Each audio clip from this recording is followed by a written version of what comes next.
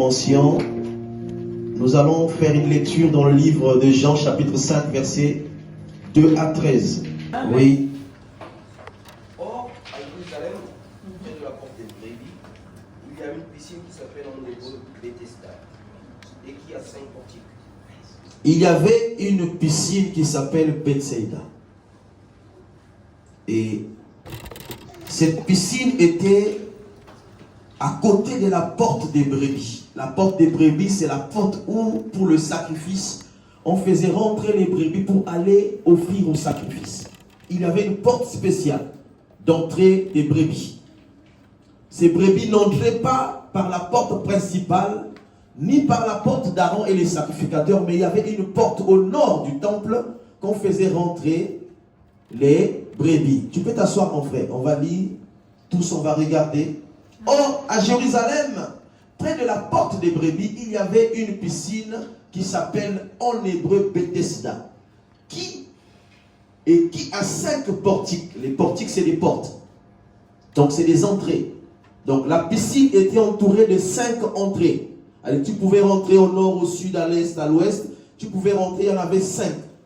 Et sous ces portiques étaient couchés un grand nombre de malades. Des aveugles, des boiteux, des paralytiques qui attendaient le mouvement de l'eau. Alléluia. Verset 4. Car un ange descendait de temps en temps dans la piscine et agitait l'eau. Et celui qui y descendait le premier, après que l'eau avait été agitée, était guéri. Quelle que fût sa maladie, il est merveilleux, notre Dieu. Quelle que soit la maladie, dans cette piscine de Bethesda, il y avait un ange qui descendait de temps en temps. Et quand il remuait, quand il y avait un mouvement, la personne qui s'est jetée en premier, peu importe sa maladie, la personne était guérie. Alléluia. Et donc, vous pouvez imaginer la motivation que les malades pouvaient avoir. Rester autour de cette piscine parce qu'ils savaient. Tu es malade, tu vois ton frère être guéri à l'instant même. Elle dit que ça motivait. Il y avait une foule. Il y avait beaucoup de malades qui venaient. Mais la condition était qu'on devait attendre que l'eau soit agitée. Et quand l'eau était agitée, ce n'était pas 2 personnes, 3 personnes. Une seule personne. C'est-à-dire la personne qui s'est jetée en premier. C'est cette personne-là qui était guérie. Après ça, stop. Alléluia. Donc vous pouvez imaginer quelle panique, quel embouteillage. Parce que tout le monde avait besoin de la guérison. Alléluia. Jésus, là s'est trouvé un homme malade depuis 38 ans. 38 ans, un homme s'est trouvé malade. Benilson. Uma pessoa doente, 38 anos. T'as entendu? Et cette personne était parmi ceux qui étaient malades. 38 ans. Certainement qu'il avait consulté les médecins. Il avait dépensé tout son argent. Mais quand il a appris qu'il y avait un endroit sans dépenser, et la condition tellement qu'elle était, bien qu'elle était difficile, mais il est allé rester là-bas. Certainement qu'il passait les nuits là-bas. Il attendait. Mais ce qui est bizarre dans cette lecture, c'est quoi? C'est qu'il n'y avait personne à côté de lui pour lui jeter dans l'eau quand il y avait le mouvement. Il était tout seul. Et vous savez, quand on est malade, déjà, dans cette condition, pour se lever et marcher, c'est difficile. Donc, il avait un problème.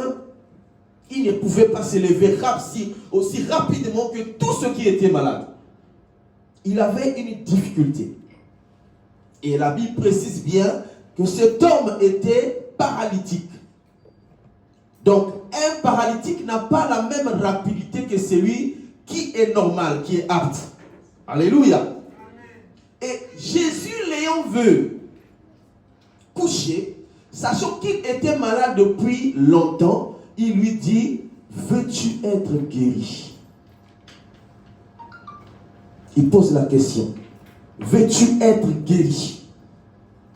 Pourtant, Jésus sait qu'il est malade. Et Jésus sait que cet endroit était réservé seulement aux malades qui avaient bien besoin de la guérison. Parce que pour quelqu'un qui avait la bonne santé, ce n'était pas son endroit. Et Jésus pose la question. Alléluia. Dieu ne peut rien faire dans ta vie tant que toi-même tu t'es pas engagé.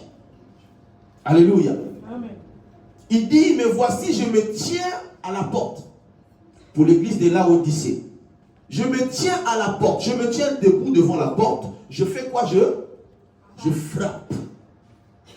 Jésus qui a la capacité de rentrer dans une maison sans frapper. Mais il dit, je me tiens devant la porte, je frappe. Et c'est lui qui ouvre sa porte et qui me laisse entrer, alors je mangerai avec lui. Le problème, c'est au niveau de l'homme. C'est pourquoi j'ai aimé l'intervention du frère Valérie pendant le partage. Le problème, ce n'est pas Dieu. Le problème, c'est au niveau des humains que nous sommes. Il lui dit, veux-tu être guéri? Jésus savait bien, parce qu'il lit les cœurs, n'est-ce pas? Il savait que cette personne était là, parce qu'il avait besoin de la... Réagissez, frères et sœurs. Il avait besoin de quoi? Il voulait être guéri. Il n'y avait pas autre chose. Il pouvait aller travailler, faire autre chose. Il y avait beaucoup à faire. Mais il était là simplement parce qu'il voulait être guéri. Mais regardez. L'ayant vu coucher. Et sachant qu'il était malade. Jésus savait qu'il était malade. C'est pourquoi j'aime bien la précision dans la Bible. La Bible est précise. Il n'y a pas un endroit où tu vas trouver une erreur en Dieu. Il n'y a pas un endroit où tu vas trouver une difficulté. Il a tout dit dans sa parole. C'est la révélation qui manque à l'église aujourd'hui. De comprendre le langage de Dieu. Alléluia. Jésus est Dieu. Il sait, il sonne les cœurs et les reins. Il connaît les choses avant parce que c'est lui-même qui les a programmées avant la fondation de ce monde. Il savait que cet homme devait se trouver là à l'endroit même avant que cet homme même soit né. Mais il arrive au temps convenable, il regarde la personne, il lui pose la question. Il veut accéder. Il veut avoir la clé, la permission, l'autorisation pour agir. Alléluia. Pour agir. Dieu a besoin de notre autorisation. Il a besoin de cette clé. Il a besoin de cette clé pour agir. Alléluia. Est-ce que tu peux ouvrir ta porte cet après-midi pour laisser entrer Dieu afin qu'il s'installe, qu'il mange? Et pendant le partage, on a dit, en réalité, le consommateur de la foi avait simplement dit qu'il consomme sa propre nourriture. Donc Dieu ne peut pas manger des repas que nous préparons. En fait, ce qu'il a dit que nous avons avalé, il vient pour récupérer sa parole. Le consommateur de notre foi. Alléluia. Il veut rentrer dans notre cœur, vivre, manger ce que nous avons comme nourriture qui est la parole. Parce que la foi vient de ce qu'on entend vient de la parole de Dieu. Dieu ne vit que par lui-même. Il n'a que faire avec tes titres, avec ce que tu as. Il n'a que faire avec. Alléluia. Amen. Tes défauts, il n'a que faire. Il a besoin de ton cœur. Alléluia. Amen. Il a besoin de ton cœur. Et cet après-midi, il veut que ton cœur soit à sa disposition. Alléluia. Amen. Le malade répondit, après la question de Christ, le malade lui répondit, Seigneur, je n'ai personne pour me jeter dans la piscine. Quand l'eau est agitée, et pendant que j'y vais, un autre descend avant moi. Oh, j'ai eu pitié de cet homme. J'ai eu pitié de lui. Je me suis mis à sa place. Vous savez, pour comprendre quelqu'un, il faut mettre à sa place. Alléluia. Pour comprendre ta soeur ou ton frère, il faut te mettre à sa place. Si tu as toujours le moi, c'est-à-dire que tu juges selon toi, tu ne vas jamais faire un bon jugement. Il faut se mettre à la place des autres. Dis-toi que si ce problème arrivait, comment j'allais faire, frère? Quelqu'un s'est suicidé, on jette les pierres. Je dis, mais ce qu'il avait là, et c'est si moi j'avais ce problème, qu'est-ce que j'allais faire? Peut-être qu'il y avait un AVC qui avait été déclenché dans ta vie. Alléluia. Il faut se mettre à la place des autres pour faire un bon juge. C'est pourquoi Jésus devant cette femme qui était attrapée en flagrant délit. Oh, j'aime cette lecture. La loi demandait qu'on puisse la lapider. Et ces hommes qui sont toujours à condamner, voilà la loi t'a trouvé. Et vous savez, aujourd'hui, j'aime bien un homme de Dieu a dit, aujourd'hui, si on pouvait faire la justice, a dit qu'on aura plus de prisonniers qui sont libres aujourd'hui que ceux qui sont détenus. Parce qu'en fait, tous nous sommes prisonniers. Parce que tout ce que nous faisons, personne ne voit. Les policiers ne te voient pas. Le juge ne t'a jamais vu. Tu le fais en cachette. Mais quand tu vois l'autre dans une erreur, waouh.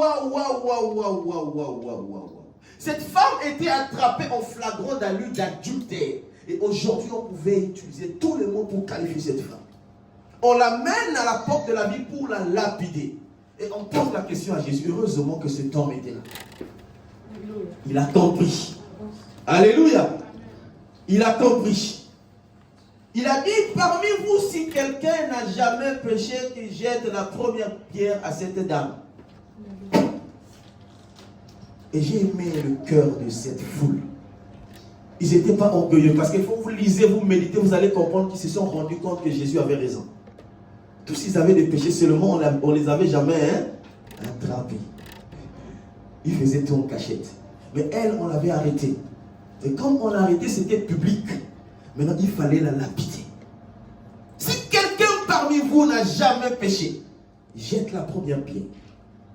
Ils se sont regardés. Moi aussi, demain, hier, j'ai volé. Bien que personne ne m'avait vu, ma conscience me dit que j'ai volé. Moi, hier, j'ai menti. Moi, hier, j'ai colporté, j'ai menti. J'ai utilisé des paroles grossières. C'est aussi un péché. J'ai offensé, c'est aussi un péché. Ils se sont regardés, ils ont dit non. Jésus était en train d'écrire, pendant qu'il écrivait, il relève sa tête, il n'y avait plus personne. Et la femme était toute seule devant lui. Et certainement, cette dame se disait, bon, certainement, il ne voulait pas me condamner devant tout le monde. Il a dit, moi non plus, je ne te condamne pas. Alléluia, quelle grâce. Bien-aimés, si aujourd'hui nous sommes sauvés, ce n'est pas parce que nous sommes saints. Ce n'est pas parce que nous sommes justes. Alléluia. C'est par la grâce de Dieu. C'est une grâce que Dieu nous a faite. Parce que si cela dépendait que de la justice de Dieu, personne, zéro, one, comme on dit, personne ne va être sauvé. Parce que les péchés, nous les commettons tous les jours de notre existence. Alléluia. Alléluia. Il a dit, moi non plus, je ne te condamne plus. Vas-y, mais fais quoi? Ne pêche plus. Alléluia. Vas-y, mais ne pêche plus. Et c'est pourquoi il y a beaucoup de gens qui restent comme ça dans ce contexte. Ils parlent. La personne a déjà fait la paix avec son Dieu. Ah ben oui. Ceux qui sont partis ne savaient pas la confidence qu'il y avait entre Jésus et la dame. Alléluia. Ils sont partis avec leur conscience. Mais ce qui était du reste entre Jésus et la dame, ils n'ont pas compris ça. Alléluia. Lapidé, tué. Nous sommes l'église aujourd'hui, on ne reconnaît plus l'église. Un royaume de l'édification. Ça dit que nous sommes là pour édifier les uns les autres. L'autre a trébuché, nous sommes là à les relever. On ne reconnaît plus l'église aujourd'hui. Alléluia. Cet homme était là. Et Jésus lui dit quoi? Comme cet homme a donné la permission, il a expliqué sa situation. Il a donné son cœur, il a expliqué, mais je veux bien, mais je n'ai personne pour m'aider à me jeter dans l'eau. Personne. Et Jésus a compris qu'il disait la vérité. Alléluia. Il a compris que le malade disait la vérité. Et qu'est-ce qu'il a dit? Lève-toi. Lui dit Jésus, prends ton lit et marche. Aussitôt cet homme fut guéri et il prit son lit et marcha. C'était le jour de sabbat. Alléluia. Ça c'est la puissance des cœurs libérés. Les choses se passent dans les cœurs. Alléluia. Les choses se passent. Et Jésus à la fin dit, il comprend que comme il a dit à Zachée, lui aussi était un fils d'Abraham. Parce qu'il était venu chercher les brebis égarées. Si nous sommes église, nous sommes là pour corriger et rassembler, ramener les autres à la raison. C'est une école. La vie, c'est une grande école. Ce n'est pas facile. Et si Dieu nous met les uns les autres, c'est pour essayer de nous corriger. Essayer de nous entraider. C'est-à-dire que quand quelque chose ne va pas, essaye, selon la parole de Dieu. Selon la parole de Dieu. La parole de Dieu. L'absolu, la vérité. C'est ça. Ce n'est pas selon tes pensées. Ce n'est pas selon ta façon de voir les choses. Mais c'est à la manière de la parole de Dieu. Or, la Bible dit quoi? Quand tu as un problème avec ton frère ou ta soeur, tu fais quoi? Tu t'approches de lui. Tu lui parles. Claudie, hier j'ai appris que tu as volé 100 euros. Et c'est vrai? Non. Ah, quand tu dis non, je crois ce que tu dis. Tu n'as pas volé. Alléluia. Parce que même si quelqu'un me dit que tu as volé, tant que je n'ai pas écouté, ça c'est le livre de Proverbes 18, 17 qui le dit. Frère, tu peux nous projeter ce passage? Proverbe 18, 17. Tant que je n'ai pas la parole de Claudine, il n'y a pas de condamnation.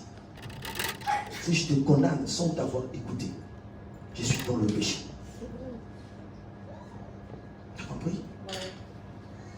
On ne condamne pas tant qu'on n'a pas écouté la version adverse. Nous allons lire ce passage.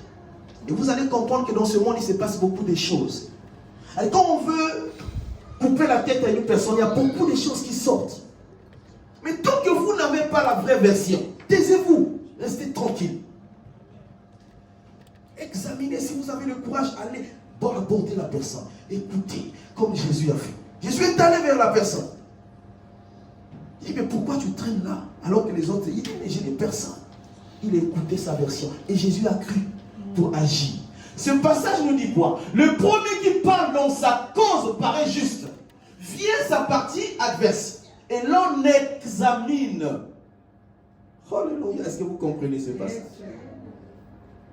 Le premier qui vient t'accuser que tu as volé 100 euros, il vient pour des raisons personnelles. Il veut se défendre, il veut se protéger. Mais après, ça c'est le juste qui nous dit ça. Après vient la partie. Vous avez déjà vu même au tribunal un juge condamner quelqu'un sans l'avoir entendu écouter? Ça c'est le monde. Jésus ne pouvait pas condamner ce paralytique tant qu'il n'avait pas écouté. Certainement qu'il avait les versions de lui. Que cet homme est ceci, mais il dit non, moi, c'est pas que je ne veux pas, mais je n'ai personne pour me jeter dans l'eau. Parce que regardez la foule, il y a des gens qui sont plus rapides que moi, et moi je ne suis pas plus rapide dans la foule. Alléluia.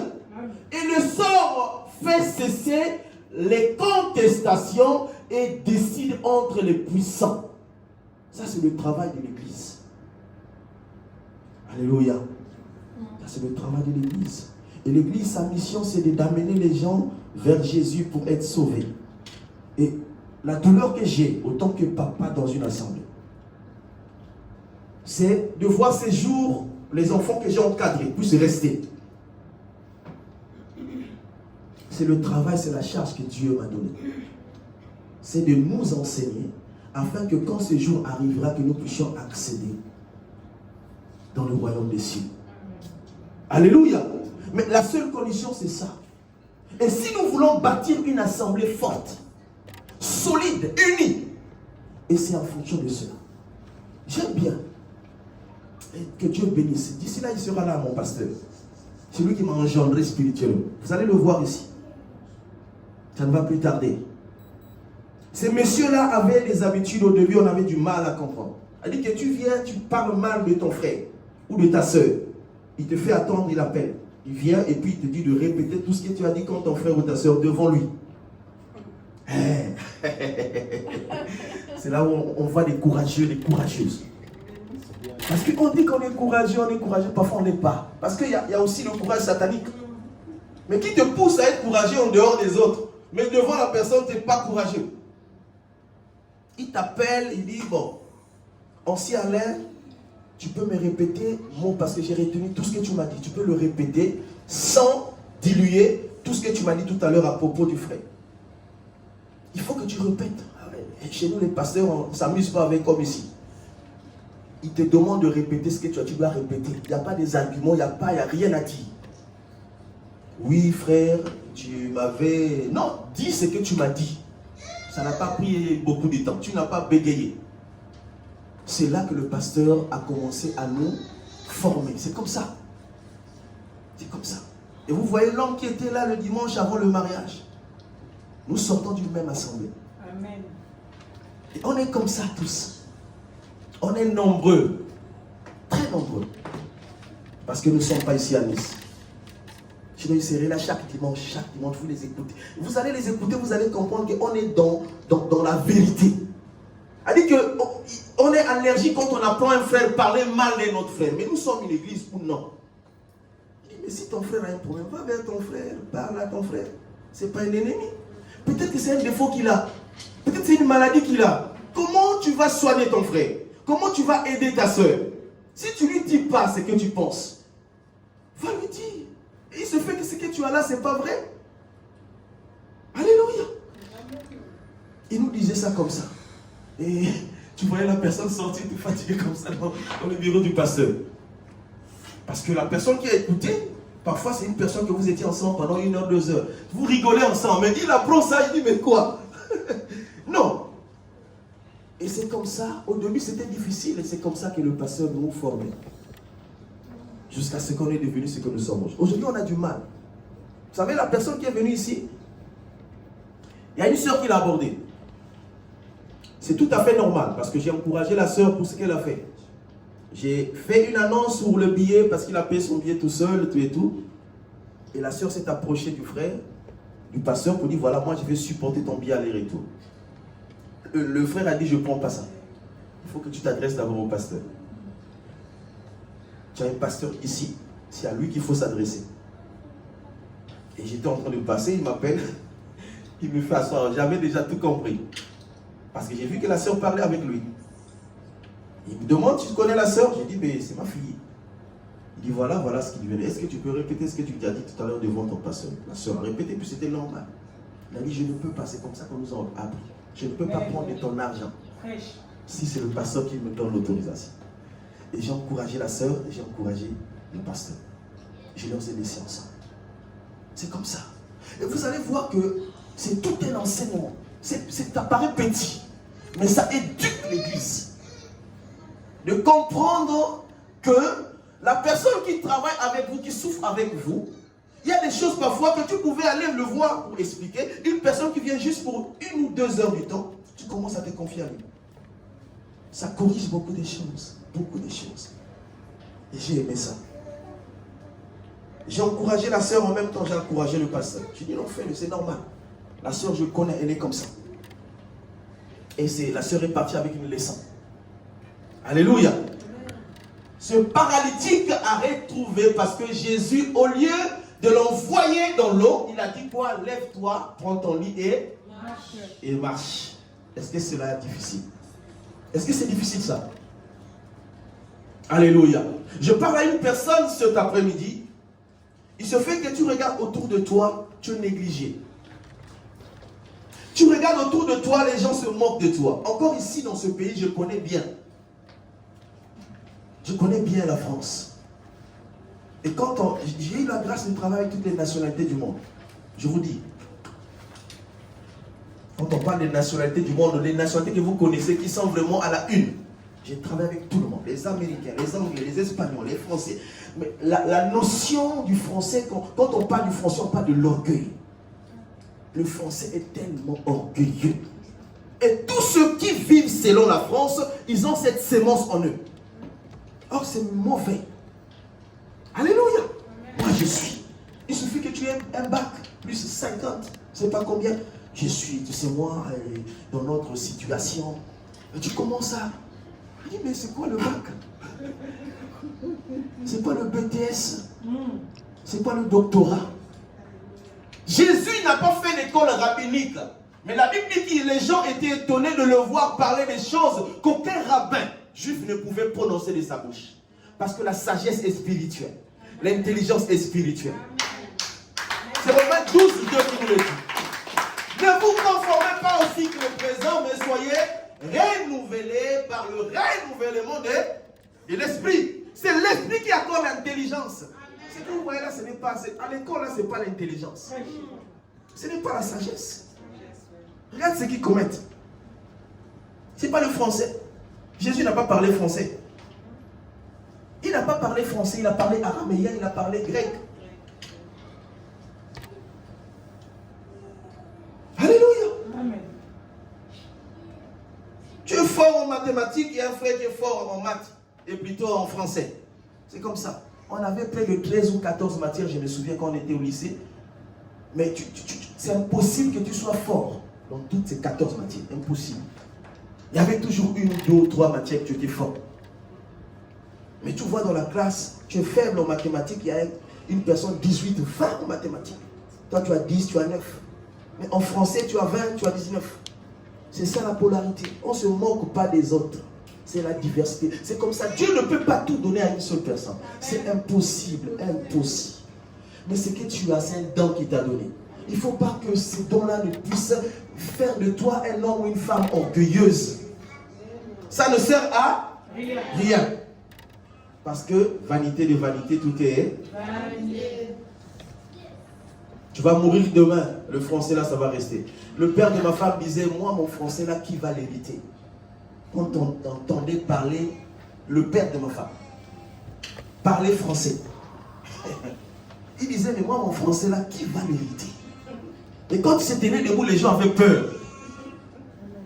Aujourd'hui, il ne vit plus. Et où est le français? Alléluia.